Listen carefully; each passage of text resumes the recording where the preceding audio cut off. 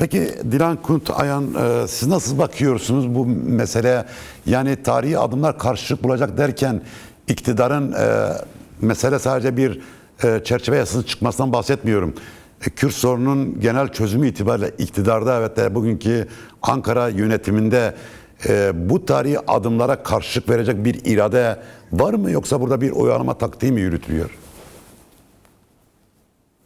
Öyle aslında ele almak gerekiyor. Elbette ki 100 yıllık bir mesele, 40 yıllık bir çatışmalı sürecin çözümünden bahsediyoruz. Şimdi bu daha önceki süreçler gibi yüzeysel bakabileceğimiz bir süreç değil. Neden daha önceki süreçler gibi bakamayız? Çünkü hiçbir zaman bu kadar tarihi adımların iki taraf için de söylüyoruz. Tarihi adımların atıldığı bir süreci geçirmedik. Bakın o kadar tarihi bir adım ki silahları bırakma kararını 27 Şubat'taki çağrıdan sonra 12 Mayıs'ta PKK kendini feshetti. Şimdi böylesi bir tarihi çağrı, böylesi bir tarihi süreç ve bu sorunun artık köklü bir çözüme ihtiyacı var. O yüzden daha önceki süreçlerdeki gibi geçici, suni, seçim endeksli ya da iktidarda kalma endeksli bir sürecin cevap vermeyeceğini de çok iyi biliyoruz. O yüzden bu bir kalıcı bir anlam taşıyabilmesi için bir kere bu olaya köklü bakmamız gerekiyor. Şimdi iktidarın evet bazı yaklaşım tavırları, bazı bu konudaki halen zamana yayan politikası elbette ki toplumda bir oyalama politikasını işletiyormuş hissiyatı veriyor. Fakat bu sürecin daha önceki süreçlere benzemediğini nereden anlayabiliriz? Tarafların ortaya koymuş olduğu iradeden anlayabiliriz. Bakın meclis tarihinde olmayan bir şeydir. Bir komisyon kuruldu ve bu komisyonda tüm siyasi partilerin içerisinde temsiliyetinin bulunduğu bir komisyon kuruldu. Bu komisyon köklü uzunca bir süre çatışmalı süreçlerde yaşamını yitiren kişilerin yakınlarını dinlediği, tarafların her türlü, yani Kürt meselesine dair her türlü sorun olan kişileri dinledi. Bakın bu meclis tarihinde olmayan bir şey. Ve aynı zamanda bu komisyon adaya da gitti ve Sayın Öcalan'la da görüşmeler gerçekleştirdi. Şimdi bu kadar tarihi anlamda yapılan adımların olduğu bir yerde bunu atlatabilecek ya da bunu zamana yayacak, bunu sadece ve sadece dar yorumlayıp bir siyasi partinin kendi iktidarını ayakta tutabilmek için yürüttüğünü demek hakikaten çok dar bir yorumlama olur ve kökten reddetmeyen de bir yerde yaklaşmak gerekiyor. Ama mevcut siyasal iktidarı adım attıracak politikaları, adım attıracak tutumları bizlerin ortaya koyması gerekiyor. Bizlerden kastım sadece siyasi partiden, Dem Parti'den bahsetmiyorum. Bu toplumun demokratik kitle örgütlerinin, aydınların, yazarların, yani bu toplumda Kürt meselesine dair derdi ve sözü olan tüm kesimlerin buna dair söz kurup ve bunu büyütmesi gereken bir yerde olması gerekiyor. Yoksa siyasal iktidarın bu haliyle devam etmesinden yana hiçbir sorun olmayacaktır. İşte 16 aydır değil mi, çatışma yok. Bu coğrafyaya ölümler gelmiyor değil mi? Yani hani en nihayetinde bu halin ne kadar uzun süre yayılmasının siyasal iktidar için negatif bir durum söz konusu olmayacağını görebiliyoruz. Ama biz toplum için, Türkiye'nin demokratikleşmesini isteyenler için, Kürt meselesinin kalıcı bir çözüme, yasal bir çerçeveye oturmasını talep edenler olarak, sadece ve sadece çatışmasızlıkla kalmaması gerektiğini düşünenler olarak daha fazla sözünü söyleyen, daha fazla mevcut siyasal iktidarı harekete geçiren bir yerde olmamız gerekiyor. Evet. Çünkü eğer biz bunu bu noktada ilerletemediğimiz durumda emin olun siyasal iktidar bu haliyle negatif bir barışın bu haliyle devam etmesini elbette ki kalıcı olarak ister. Bizim aksi yönde bir refleks göstermemiz gerektiğini düşünüyorum. Evet. Şimdi tabii Dilan Hanım, oradan şuna geçmek istiyor. Tabii bu çerçeve yasası gündemde. Aslında herkes bir şey söylüyor. Çok farklı manipülatif şeyler de gündeme düşüyor. Özellikle iktidar medyasında böyle sanki bu iş bitmiş gibi, böyle bir oldu bitti de havası yaratılmak isteniyor. Yani Dem Parti açısından bakıldığı zaman şu anda çerçeve yasası esas neye odaklanması gerekiyor? Yani ne olursa diyeceğiz, evet buradan bu süreç artık bir barış, negatif barış sürecinden pozitif bir barış sürecine doğru ilerliyor diye diyeceğiz zaman. Evet, sizin de ifade ettiğiniz gibi son dönemlerde fazlasıyla buna dair bir tartışma var. Tabii ki bunun bilinçli olup olmadığına dair tartışabiliriz. Ama şunu ortaya koymak gerekiyor. Neyi söylüyorlar mesela son dönemlerde fazlasıyla? İşte bir yasa yapılacaksa işte bu yasanın işte belli bir kesimi kapsayacağını, belli bir kesimi kapsamayacağı, suçlu, suçsuz, işte zamana yayan bir şekilde basına fazlasıyla son dönemlerde bir sızılan şeyleri duyuyoruz. Ama bugün de DEM Parti bir açıklama yaptı. Sizler de takip etmişsinizdir. Bunların tamam bir manipülatif açıklamalar olduğunu ve itibar edilmemesi gerektiğini söyledi. Ama burada şunu ifade etmek gerekiyor.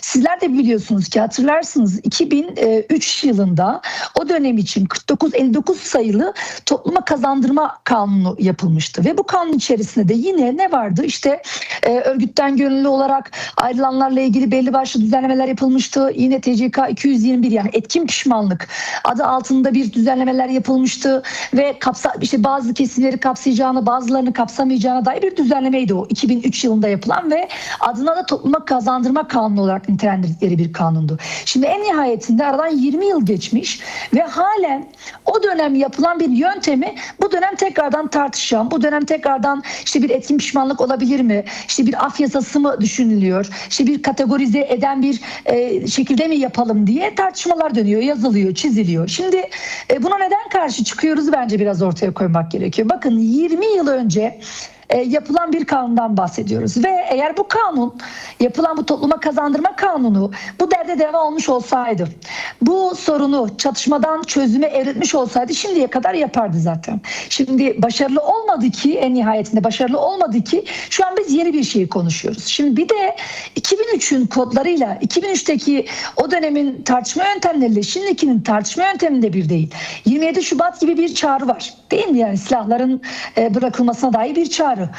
12 Mayıs'ta PKK kongresini toplamış, fesih kararı almış ve artık demokratik siyasetle bu sorunun çözümüne dair bir irade ortaya koymuş. Şimdi haliyle bir çerçeve yasadan bahsedeceksek bu ortaya konan iradeye karşılık bulacak bir çerçeve yasa olması gerekiyor. Biz neyi öneriyoruz her fırsatta? Ne diyoruz? Kapsamlı bir yasal düzenleme olması gerekiyor. Yani bir ayrım olmaksızın, bir kategorize etmeksizin, bir işte pişmanlığa indirgenen bir hale büründürmeden bir yasa tartışması yapılması gerekiyor. O yüzden umuyoruz ki meclis kapanmadan böylesi bir tasarı ortaya çıksın. Tabii burada şunun altını çizmek gerekiyor. Oluşabilecek her türlü yasanın elbette ki Sayın Öcalan ve haliyle Sayın Öcalan'la birlikte hareketinin de buna dair bir mutabakatlığı, buna dair bir kabulün olmuş olması gerekiyor. Çünkü en nihayetinde bu yasadan yararlanacak olan kişiler şu an silahlı mücadele içerisinde yer almış fakat demokratik siyasete evrilmek isteyen kişilerdir. O yüzden biz umuyoruz ki meclis kapanmadan bir an önce bu çerçeve yasanın bu sürece denk düşecek bir şekilde, kategorize etmeden, ayrım yapmadan, bütünlüklü, kapsayıcı bir şekilde oluşması için bir diplomasi ve mücadele sürdürdüğümüzü ifade edebilirim. Sadece kişisel görüşünüzü merak ediyorum. Yani hani bağlayıcı olması itibariyle şu anda mecliste bu yasanın çıkacağına ilişkin bir takvim oluşmuş mu? Yoksa herkes Temmuz'un sonu diyerek bir niyet mi ortaya koyuyor? Yani bir takvim var mı diyelim ki? Şöyle söyleyebilirim. Şu tarihte bu yasa meclise bakın, gelecek, şu tarihte. Çok iyi anladım. Evet. Şöyle söyleyeyim, bakın bugün yine genel kurul var ve genel kurulda şu an erbaşlara dair bir yasal düzenleme tartışması yapılıyor. 12. yargı paketi komisyondan geçti. Şu an mecliste görüşmeyi bekliyor. Ve haftaya biliyorsunuz ki NATO zirvesinden kaynaklı bir hafta boyunca meclis tatil. Ondan sonraki hafta 15 Temmuz. Yani bu takvimin sıkışıklığında elbette ki bir ortada pozitif, kesin geleceğine dair bir şeyi öngörmek çok zor. Ama şunu söylemek gerekiyor. Hem Erdoğan'ın bu konudaki açıklamaları hem AKP'nin sözcülerinin bu konudaki beyanlarından yola çıkacak olursak böylesi bir durumun olma olasılığını görebiliyoruz. Çünkü her fırsatta ne diyorlar? İşte meclis kapanmadan bu çerçeve yasanın meclisten geçeceğine dair beyanları ve açıklamaları var. Ama 15 Temmuz'a kadarki takvimde bunu pek mümkün görmediğimi ifade edebilirim. Evet. Şimdi az önce Dilan Hanım, az önce Akın şunu söyledi ki işte Temmuz'un sonunda bazı yani çerçevesinden bir kısmı çıkabilir, gerisi sonbahara kalabilir. Böyle bir durum söz konusu olabilir mi? Yani hani yasa ikiye bölünebilir mi, yoksa teknik olarak bu mümkün müdür? Evet. Şöyle teknik olarak şu mümkün. Biliyorsunuz ki öncelikle tasarı komisyona geliyor, Adalet Komisyonu'na geliyor. Ve Adalet Komisyonu'ndan sonra da genel kurula gelmesi gibi bir zorunluluk yok. Bu tabii ki sonbahara bırakılabilir. Fakat bu sebebiyet verir biraz tartışmak gerekiyor. Böylesi bir durum, yani eğer bunun işte yasanın bölünmesi durumu, Adalet Komisyonu'nda görüşülüp genel kuruldan geçip yasalaşmama durumu bir kere mevcut durumu enfekte edecek bir durum. Neden? Çünkü araya bu kadar meclisin işte 2 ay 3 aylık bir çalışmama halinde ve bir yasalaşmaması durumu bunu enfekte edecektir. Neden enfekte edecektir? Çünkü tartışmaya açacaktır. Çünkü birçok kesimin, yani özellikle barış karşıtlarının, işte İYİ Parti gibi aslında tabanı olmayan ama kendisine yaratmaya çalışan kesimlerin büyük bir saldırısına sebebiyet verecek ve bu da ister istemez negatif bir duruma evrilmesine sebebiyet verecek. O yüzden enfekte etmeden, zamana yaymadan Adalet Komisyonu'ndan görüştükten sonra genel kurula gelip yasalaşması en doğru olanıdır ve bunun için de çok uzun zamanlara, çok uzun sürelere ihtiyaç duymuyoruz. Yani Adalet Komisyonu'nda pekala bir günde konuşulup daha sonra ise genel kurulda bir günde bitirilip 2 günlük bir çalışmayla çok rahat bir şekilde bu komisyondan ve genel kuruldan yasalaşıp geçebilir. Şimdi tabii ki 48 saat zorunluluğu var usul açısından. Fakat ortak bir konsensüsle tarafların buna dair ortaklaşmasıyla birlikte daha önce defalarca olmuş bir şey bu. Çok rahat bir şekilde geçebilir. Çünkü zamana yaymak demek ki 16 aylık süre zaten yeteri kadar toplumun bu sürece dair beklentileri açısından yeterli bir süreydi. Toplumun bu sürece dair içerlik kazanması için yeterli bir süreydi. O yüzden daha fazla zamana yayılmaması gerektiğini düşünüyoruz biz. Ve böylesi bir niyette olduklarına dair tabii ki bir şey yok ama tartışılan bir durum olduğunu da ifade edebilirim. Evet. Şimdi oradan tabii Dilan Hanım, bu geçtiğimiz hafta sonu işte 20 ve 28 Haziran Van'da, Mersin'de, Ahmet'te, İstanbul'da büyük mitingler gerçekleştirdiniz. İkinci siz herhangi bir mitinge katıldınız mı? Oradaki ruh halini merak ediyorum. Yani az önce... Ben Mersin mitingindeydim. Az önce Yasin'in dediği şey çok önemli bence. Yani toplumun bütün kesimlerinin bir şekilde bu işin bir tarafı haline geldiği zaman herhalde çözüm daha güçlü bir şekilde iktidarın önüne koyulabiliyor ve müzakerecinin de eli bu şekilde, yani baş müzakereci Sayın Öcalan'ın eli de bu şekilde rahatlamış oluyor. Sanki burada biraz geç mi kalındı, bana öyle geliyor ve de toplumsal mobilizasyonda biraz arkadan mı geliyoruz, yoksa son işte Van, Mersin, İstanbul ve Ahmet mitingleri bize ne söylüyor bu konuda? Evet, şöyle ya, aslında çok yerinde eleştiriler Yasin Bey'in ifade ettiği. Çünkü uzunca bir süre bunu DEM için de tabii ki ifade edebiliriz. Kendi yapılarımız için de ifade edebiliriz. Elbette ki birçok toplantısı yapıldı, halk buluşmaları gerçekleştirildi. Fakat sadece çağrı yapan, sadece devlete ve mevcut siyasal iktidara çağrı yapan bir yerde olmamamızdan kaynaklı da ne yapmaya başladık bu defa? Hatırlarsanız mitinglerden önce barış için bir adım at buluşmaları gerçekleştirdik ve birçok kentte eş zamanlı olarak binlerce insan sokağa çıktı ve barış için bir adım atıyoruz şiarıyla orada bulundu. Ve en nihayetinde işte geçtiğimiz hafta sonunda bu mitingler gerçekleştirildi. Şimdi bu mitinglerin asıl amacı da buydu. Yani sadece ve sadece devlete çağrı yapan, siyasal iktidara çağrı yapan bir yerde değil, süreci sahiplenen, sürecin içerisinde kendini gören ve aynı zamanda bu sürecin başarıya erişebilmesi için de sesini yükselten bir yerdeydi. Yani o görüntülerin tamamı yüz binlerce insanın aslında sokağa çıkması, yüz binlerce insanın hep bir ağızdan özgürlüğü haykırması, süreci sahiplendiğinin bir göstergesi anlamına geliyordu. Tabii yaz boyunca bu tarz programların, etkinliklerin devam edeceğini ne dair programlar, planlamalar da yapıyoruz. Çünkü neden? Çok net ifade edildi. Bu sadece tabii ki DEM Parti'nin görevi değil. Bu sadece tabii ki DEM Parti'nin tek başına yürütebileceği bir şey değil. Sivil toplum örgütünün, hak örgütlerinin, aydınların, gazetecilerin buna dair sözünü kurup büyütmesi gerekiyor. Çünkü bu süreç sadece ve sadece taraflar arasında yürütülen bir süreç değil. Bu sürecin toplumsallaşabilmesi için, bu süreçte tarafların, her iki taraf için de söylüyoruz. Yani bu devlet için de geçerli olan bir şey. Çünkü devletin bu isteği görebilmesi gerekiyor. Toplumun bu taleplerini, beklentilerini görüp buna göre bir cevap veren bir yerde olması gerekiyor. O yüzden sadece ve sadece siyasal iktidara ve devlete çağrı yapan bir yerde olmaktansa aynı zamanda kendini bunun içerisinde gören bir yerde olmak gerekiyor. Şimdi mitinglere gelecek olursak, ben Mersin'deydim ve Mersin'de de biliyorsunuz Mersin Türkmenin, Alevi'nin, Arap'ın, Kürdün yaşadığı kozmopolitik bir şehir, büyük bir metropol ve orada da şunu çok net görebildik. Belki mevcut siyasal iktidar her fırsatta işte toplum henüz hazır değil, toplumun hassasiyetleri var diye birçok şeyi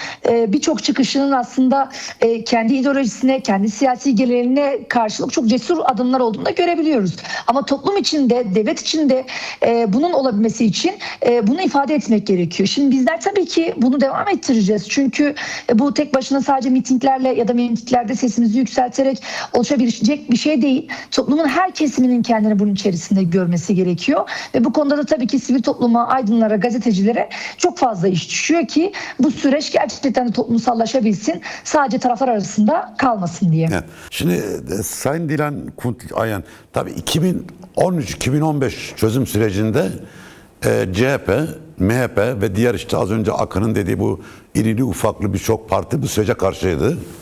Şimdi MHP tabii bu sürecin önde gelen aktöründen bir tanesi. CHP her şeye rağmen bu süreçte kalmaya, masada kalmaya, işte komisyonda kalmaya devam etti.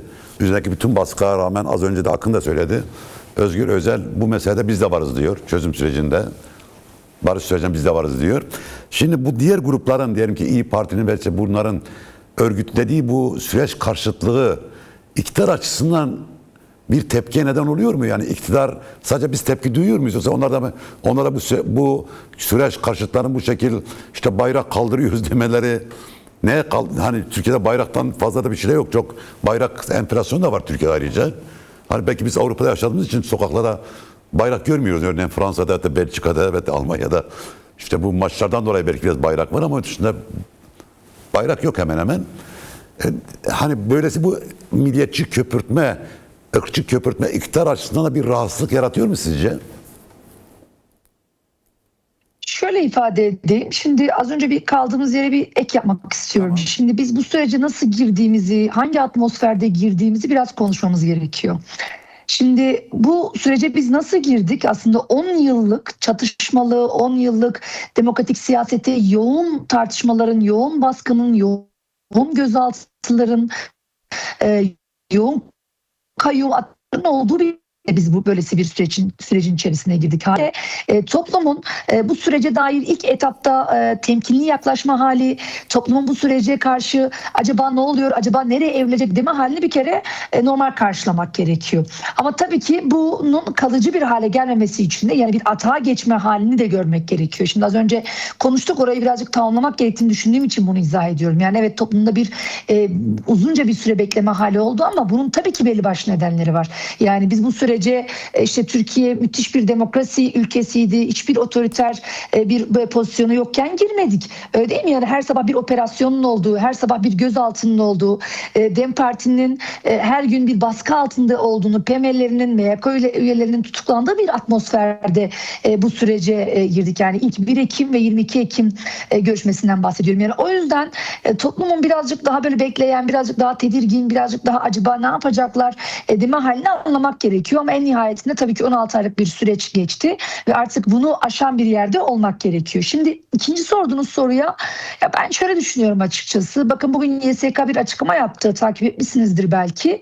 İYİ Parti'nin de verilerini açıklıyor ve en çok üye kaybeden ikinci parti. Şimdi CHP için tabii ki yani ilk parti CHP olarak açıklandı. Şimdi CHP'nin mevcut içinden geçtiği durum mutlak putlan kendi tartışmalarından kaynaklı olan bir şey olarak ele almak gerekiyor. Ama İYİ Parti'nin bu pozisyonunun böyle olması, yani şu an birazcık daha dökülenleri, birazcık daha karşıtları nasıl toparlarız diye böylesi bir adım atıyor. Ben çok ciddiye almamak gerektiğini düşünüyorum. Çünkü mesela mecliste kullandıkları dil de böyle bir şey. Yani öyle bir şey yapıyorlar ki biz oradan bir şey söyleyelim de aman DEM Parti buna karşı çıksın da biz Türkiye gündeminde birazcık tartışılır hale gelelim. Türkiye birazcık bizi görsün deme halinde olduğunu görüyoruz. Şimdi bakın mitinglerine dikkat ettiyseniz bir Zafer Partisi gibi bir çıkışla miting çağrısı yapmadılar. Ne dediler? Bayrak açıyorum dediler. Şimdi bu ülkede siz de evet ifade ettiniz, belki Avrupa'da böyle olmamış olabilir ama Türkiye'de biliyorsunuz bir bayrak hassasiyeti var. Bundan kaynaklı da belki CHP'nin işte önde gelen isimlerinin oraya katılmasının sebebi mitingin ismi var. Bayrak açıyorum. Yani bu ülkede kim bayrak açmaya karşı çıkabilir ki? Hangi muhalefet partisi buna hayır bayrak açma diyebilir? Şimdi ismini böyle koyuyor. Şimdi ismini, bu mitingin çağrısını süreç karşılığı yapıyoruz ya da bir sürece karşı çıkıyoruz.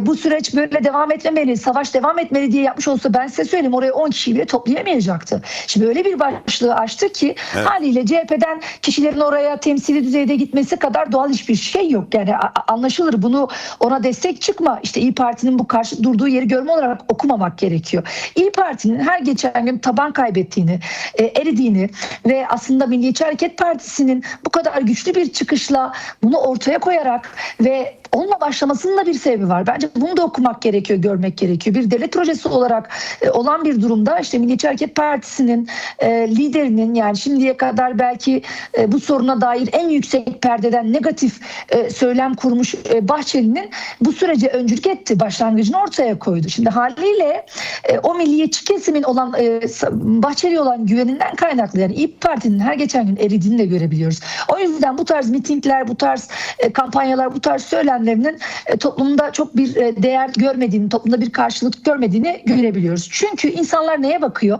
İnsanlar bu coğrafyada artık kanın akmamasına bakıyor. İnsanlar neye bakıyor? Artık bu coğrafyada bir çatışmanın olmamasına bakıyor. İnsanlar neye bakıyor? İşte ülkenin ekonomisinin bu sürecin başarıya evrilmesiyle birlikte nasıl düzelebileceğine bakıyor. İnsanlardan kastım tabii ki Türkiye'nin %85'inden bahsediyorum. Yani zaten Kürt tarafının, Kürt hareketinin, Kürt özgürlük hareketinin bakışı çok net zaten. Diğer insanların bakış açısını ortaya koymak gerekiyor. Haliyle İYİ Parti'nin söylemleri Türkiye'nin %85'ine dokunmuyor. %85'ine bir karşılık bulmuyor. Her geçen gün eriyen bir yerde ve şunu düşünüyor. İşte biz belki ırkçılardan, yani milliyetçi tabandan ayrılıp ırkçı tabana evrilen kesimden nasıl oy koparabiliriz, nasıl devşirebiliriz diye ortaya çıkıp bir politika üretiyor. Şunu da söyleyelim. İktidarın bu tarz ırkçı söylemler içerisinde bulunan İYİ Parti'nin söylemleriyle program çıkarmadığı aşikar. Bakın hepimiz çok iyi biliyoruz ki bu sürecin başlaması işte büyük bir toplumsal kesimin talebinden de ziyade devletin bir projesiydi. Orta Doğu'da yaşanan gelişmelerden kaynaklıydı. Yoksa işte devlet şöyle bir aydınlanma yaşamadı ya. Evet, hakikaten biz Kürtlere çok büyük haksızlık yaptık. Hadi gelin bunu tartışalım diye bir aydınlanmayla bu iş başlamadı. Ama bunu buraya evrilmeyi tartışmamız gerekiyor. Evet. Biz bu boyuta nasıl evriltebiliriz? Biz bu boyuta nasıl çekebiliriz, ortaya koymamız gerekiyor. O yüzden İYİ Parti'nin şu an bu işi manipüle eden, bu işi agite eden, bu işi işte böyle teröre siyasetine evrilten yerinin topluma değmediğini görebiliyoruz. Şimdi bunu hangi referansla söylüyorum? Bizler sadece DEM Parti olarak bölgede siyaset yapan bir parti değiliz. Yani en nihayetinde hem Kürdistan'da politikamızı üreten ama aynı zamanda Türkiye'nin büyük metropollerinde de içerisinde yer alan, orada da buluşmalar gerçekleştiriyoruz ve orada milliyetçi insanlarla da bir araya geldiğimizde onların da talebinin bu olduğunu görebiliyoruz. Yani bu ülkede artık kalıcı bir barış elzemdir, kaçınılmazdır. 100 yıllık sorun, 40 yıllık çatışma artık bir şekilde bitmelidir diyen büyük bir kesim olduğunu da görebiliyoruz. O yüzden İYİ Parti'nin bu anlamdaki çıkışını ben tartışmaya değer dahi bulmadığımı söyleyebilirim. Dilan Kunt Ayans, bu konu hakkında görüşlerinizi merak ediyorum. Yani özellikle barış ve özgürlük mücadelesi iç içe geçmez. Aslında barış müzakeresinin dışarıdaki özgürlük mücadelesiyle ve de masanın hangi tarafın daha güçlü olacağı çok alakalı olduğu bilinen bir gerçek. Buradan hareketle yani meseleyi tam hem toplumsallaştırmak hem de toplumun özgürlük talebini, işte dil talebini, kimlik talebini, kolektif hak talebini, onun var olma, doğuştan gelen haklarını kullanma talebini gündemleştirmek ve bunun için bir toplumsal rıza üretmek. Buradan baktığımızda nasıl görünüyor sizce? Şöyle Şöyle, aslında bizim oluşturmaya çalıştığımız bu son dönemlerde belki süreçle birlikte yoğun bir şekilde tartıştığımız şey de şu aslında. Yani Kürt sorununun demokratik yollarla çözülmesinin önündeki engel yasaların artık bu ülkede yapılmasına dair de bir tartışma yürütüyoruz. Mesela az önce sizin ifade etmiş olduğunuz şeyler, işte bir hani anayasada Kürt'e yer vermekten hani ziyade daha geniş kapsamlı olarak bakmak gerekiyor. Şu an Türkiye'deki anayasada hani bırakın Kürt'e yer vermeyi, sadece Türk ve Sunniler yer alıyor. Yani şu an Türkiye'de bu kadar farklı dilin, kimliğin, dinin olduğu, yaşadığı bir coğrafyadan bahsediyoruz ve bu coğrafyanın anayasasında sadece ve sadece yer alan şey ne? Türk ve Sunniler. Ve onun dışındaki hiçbir halkların, hiçbir yapının yer almadığı bir gerçeklik var. Şimdi tabii ki burada da bir alt başlık olarak açtığımız ve üzerine defaatle konuştuğumuz ve demokratik toplum süreci olarak nitelendirdiğimiz süreçte Kürtler 2. yüzyılda nasıl yer alacak bu şeyin içerisinde, bu durumun içerisinde? Bunu nasıl büyütebileceğiz? Yani 2. yüzyıla giderken biz tekrardan o 100 yıllık kalıntıyla devam mı edeceğiz? Yoksa 2. yüzyıla giderken gerçekten de Kürtleri demokrasiyle, Kürtleri bu anayasal işte cumhuriyetin içerisinde, demokratik bir cumhuriyet içerisinde yer aldırtabilecek mi devlet? Yani bu sürecin sonucunda ve bunun için belki mücadele ağlarını büyütmek gerekiyor. Bunun için tarafların işte bir yandan mücadele, bir yandan müzakere ediyoruz ama aslında şunu ortaya koymak gerekiyor. Ne için mücadele ediyoruz? İşte o müzakere masasından güçlü kalkabilmek için müzakere ediyoruz. Mücadelemizi sürdürüyoruz. Niçin mücadele ediyoruz?